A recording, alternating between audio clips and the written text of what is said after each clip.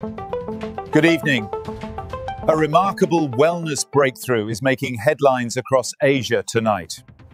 This wonder product, Alveo, has landed in the Philippines with a smaller version called My Alveo, and it's taking the country by storm.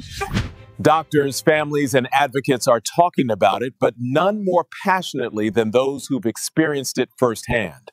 Tonight, we bring you the story of Arturo Alonso, a stroke survivor whose journey with My Alveo is capturing national attention. From a debilitating stroke to a story of strength, hope, and unexpected recovery. Here's what happened.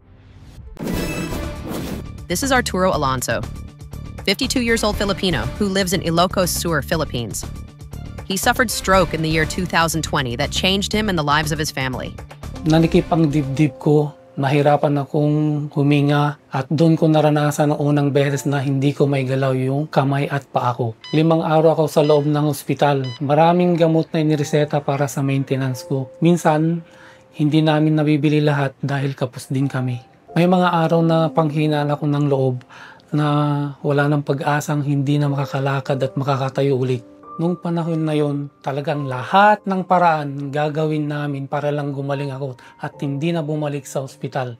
Nakita ng anak ko sa internet si My Alveo na maraming nakasubok at natulungan na raw silang gumaling. Sinubukan namin, hindi ako makapaniwala. Maski mga anak ko, parang magic sabi nga nila. Ilang araw pa lang ako noon umiinom, milagro talaga. Naigalaw ko yung kamay ko hanggat unti-unting yung paa ko naman. Hanggat sa makatayo akong mag-isa at makalakad. Nanumbalik ang lakas ko, bumuti pa ang pakiramdam ko at naging normal pa ang presyon ko paunti-unti. Sobrang laking pasasalamat ko at ang aking pamilya sa My Alveo. Napakalaking tulong sa pagbuti ng aking kalagayan.